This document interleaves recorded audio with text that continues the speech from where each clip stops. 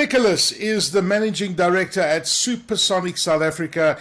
And I tell you, Megan has been responsible for many, many awards at the My Broadband Awards and has taken Supersonic to a supersonic level. So firstly, congratulations to you and your team. You're doing some fine work and winning many, many accolades. And thank you for joining us on What's Next, Megan. Thank you, Aki. And I'm really chuffed to be here and glad to be talking to you. I love What's Next, Aki, so I'm glad to get on. No, well, thank you. It's great to have you with us, and thanks for joining us on the show. I mean, when you look at Supersonic, I mean, you guys have done extraordinary stuff. The brand has grown. I tested recently your speeds, and I was literally blown away by how fast your 5G is, and the fact that it's a very agile solution and you can connect people in different places, in different locations, etc., etc. Real high-speed broadband connectivity. So what are some of your key highlights at Supersonic?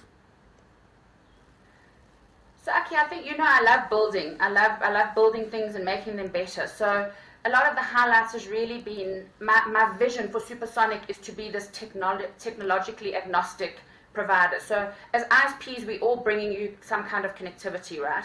So what I want to do is I really just want to bring you any kind of connectivity as long as you're connected. So I don't want to be a fiber provider only. I want to make sure that we provide many different ways for you to connect. Also, a big highlight is that we are really starting to segment. Fiber has traditionally been to the higher end of the market, and not everybody can. No one can. I mean, a lot of people can't afford fiber. So yes. What is it that we can do to make connectivity accessible to everybody?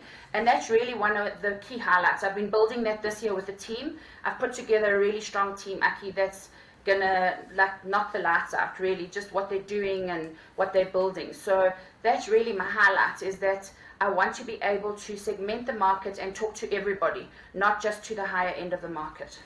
No, that's awesome. And, you touched on a very, very important issue over there that, while we might talk from a point of privilege, many people like I, for example, am using fiber at the moment, but the reality is that not everyone can afford fiber, but people want to consume high-speed connectivity, when they need it and how much they need it for at their own pace, etc., etc.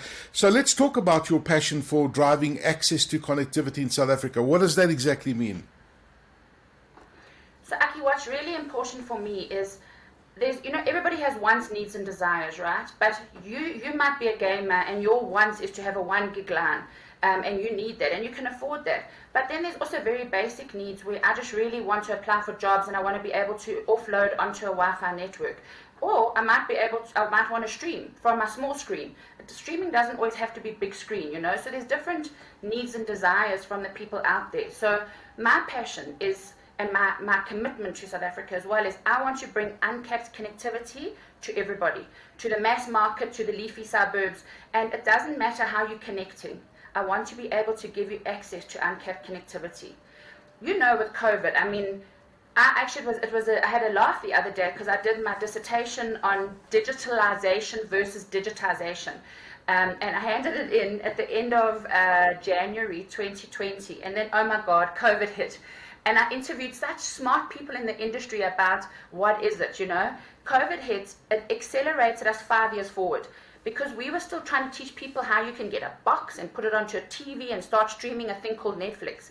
And then suddenly everybody was at home and stuck and didn't know what to do, and they learned quickly, So my passion is to make sure that everybody has access to uncapped connectivity. It doesn't matter if you are in a back room, if you are in a massive house, wherever. I want you to be able to have that connectivity.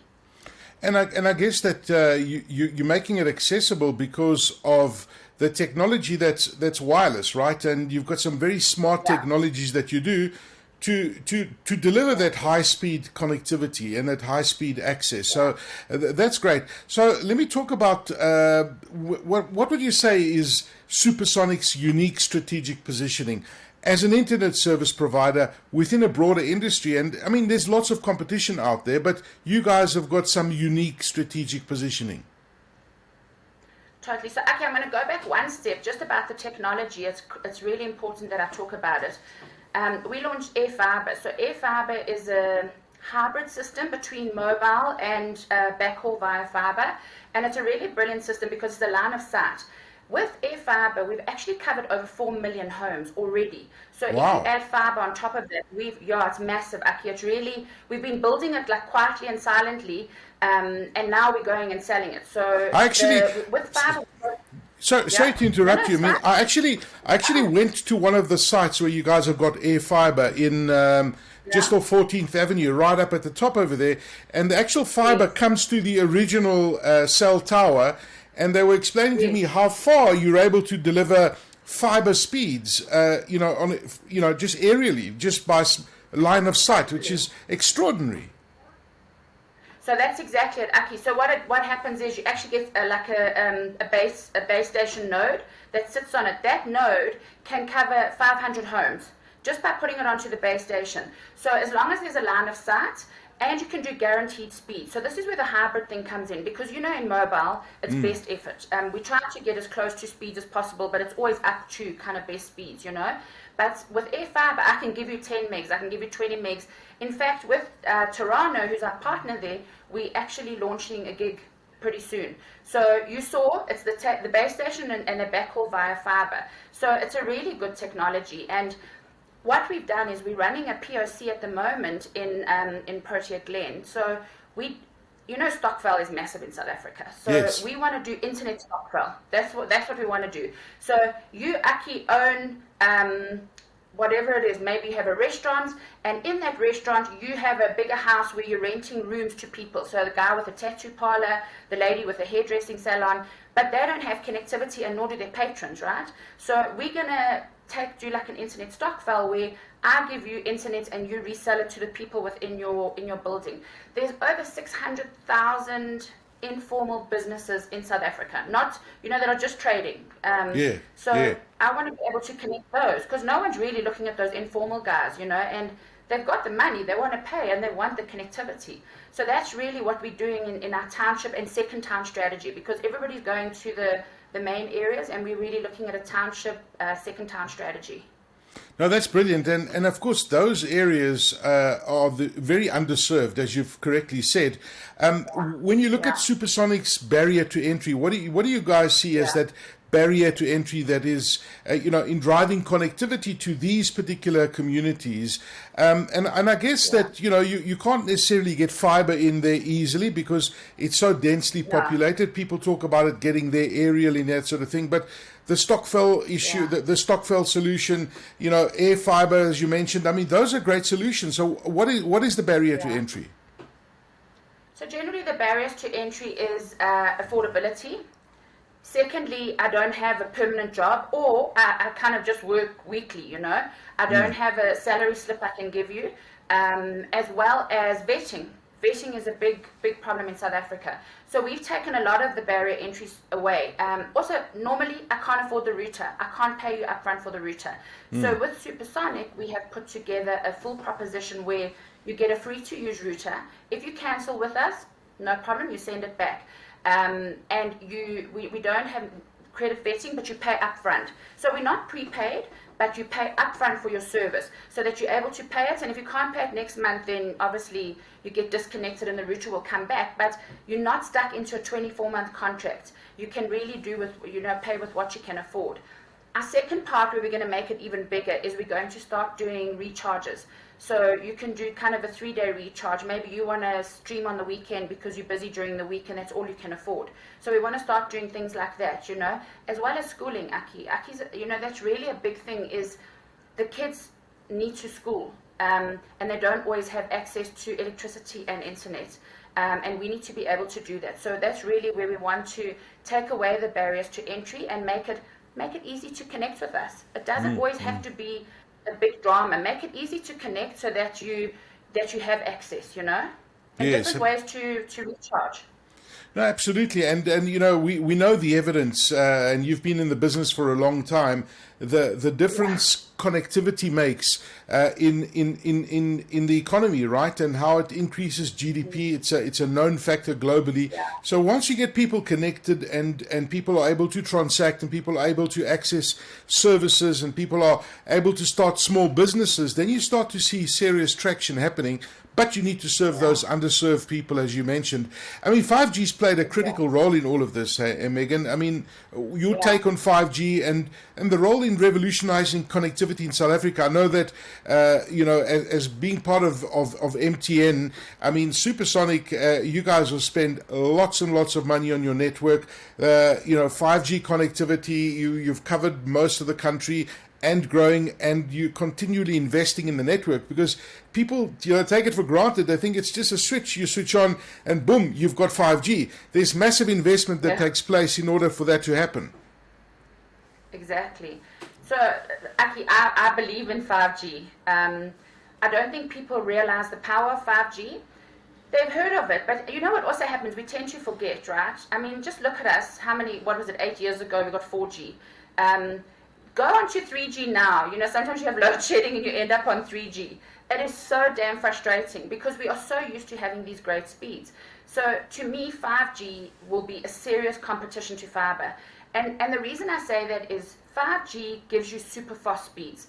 And the beauty of 5G is you can take it everywhere, right? You can go anywhere. And as soon as we're lighting up the base stations, then people are able to access 5G from their devices, from their handsets, from their home. So I do, and a lot of the fiber providers don't necessarily like this, but I do believe that 5G is going to give fiber a serious run for its money, in a good way. Because we do need to be able to have options and choice, right? Yes. Because not everybody has fiber. So if your base station has got 5G, I mean, we tested the other day. I've got a 5G a router, and I've got 200 meg speed, hey? And I'm just on a standard uncapped $5.99 package from Supersonic, and I got 200 meg speed. So I don't think people realize the power of 5G. But just going back as well, that's why when I was talking earlier, we absolutely want to be technologically agnostic. You can connect to us any way you want to. We will give you, if your needs are 10 megs, I'll give you 10 megs. If you need 100 meg, I'll give you 100 meg. It doesn't mean that you have to go the traditional way, Fiber is important and it's brilliant. And I mean, our majority of our business is fiber, but there is other choices there for everybody to have and to be able to connect. But I'm loving 5G, and MTN is the leader in 5G. I mean, our speeds are crazy. We've been voted the best 5G provider, so I'm really looking forward to 5G going everywhere. No, absolutely. And of course, as you say, it's the choice. People have choice, and I think it's also important to have the redundancy as well. Most businesses today, when you look at things like load shedding and the impact that has, the moment you've got 5G, you've also got some form of redundancy. And of course, you can run your entire system on 5G as well if you need be. And it's just a great technology that's got incredible agility and flexibility. You must have seen some very interesting things happening on your network since COVID started to where we are today in terms of what people are doing with their 5G and their high-speed connectivity. Did you see any trends developing? I imagine video must have been pretty big, and video has probably grown quite extensively since the beginning of 2020. Yeah, so going back to what I said earlier, I mean, video it's crazy, right? I think YouTube is still probably the biggest one out there because remember YouTube as well as a lot of the small screen viewing, but video it's just taking over the network. And that's where the demands and the needs for the people is to have higher speeds, right? Because they want to consume more and they don't want to be buffering. So suddenly, I mean, you remember back in the day, there was the 4 meg lines. I mean, 4 meg lines now feels like you should be sending a pigeon with a note, to send it to someone because it would go faster that way. But we've just really moved along. So there's almost a standard, and video is a standard. What do I need in order to get video? So that is really the majority is video. And I don't think it'll change. I still remember back in the old days when we had the copper lines, video was still king. Yes, you were doing torrents and downloading and all of that, but it still was king, It's just a different kind of video now that we're doing with streaming. But it definitely has changed the way that we consume data, without a doubt. Can I just object to you saying you remember the days when you had a 4 meg line and that sort of thing? Because you're giving my age away, and I don't remember those days because I'm a millennial, remember? And I was born into this 5G generation, so I can't. I don't know what you're talking about when you mention copper lines and those sort of things. But my final question to you. Remember how to do the jingle for dial-up. Sorry, if I could remember the jingle for dial-up, I would do that. Remember that? No, thanks for connecting. Oh my God. Thanks for reminding me. Yeah. That's my Wheels on One days. Yes. So listen, where is Supersonic going to next? You've got 5G, you've got air fiber, you've got all these interesting products. You guys are continually pushing the envelope and coming up with new solutions, and of course, 5G continually evolves as well. So what's next for Supersonic? What can we expect to see in 2023? So, Aki, we've got exciting stuff. We really want to take convergence to the next level. And Aki, everyone's spoken about convergence, and how many years have we been speaking about convergence? But I do believe that convergence is happening now. And convergence doesn't mean one bill. Because remember, back in the day, it was like, I got one bill. That's not what convergence is. Convergence means that I'm able to maybe eat from one big massive bundle, whether I'm on the go or whether I'm at home. I'm able to have an uncapped data SIM in my phone. So there's many things that we want to do, and we're launching a lot next year in terms of new product offerings. We're launching Black Friday, and we're launching 3 new kind of on-the-go propositions, because we haven't done on-the-go. We've been really focused on residential. So we're doing a lot of on-the-go proposition, because I want to be the data provider. It doesn't matter whether you're sitting in a restaurant or your kids are playing on their iPads while you're eating dinner, or you're sitting at home. I want everybody to offload onto Supersonic. So I need to make sure that I have the different propositions that are able to offer that. So that's really, we're going big. Supersonic and MTN. Supersonic is kind of the digital first arm of MTN, whereas MTN Home, they have the bricks and mortar. So that's really how we've broken the two up, that the one is digital, quick and agile, and then the other one is more around the bricks and mortar, as well as digital, but still has the ability to have those 400 stores that they can pull from, Yes. Whereas I'm really just all about digital first in everything I do. Fantastic. Awesome chatting to you and loving your enthusiasm and your passion for the brand, and it's certainly evident in where you've taken the brand. Megan Nicholas, Managing Director at Supersonic, thank you for joining us on What's Next. Thank you, Aki.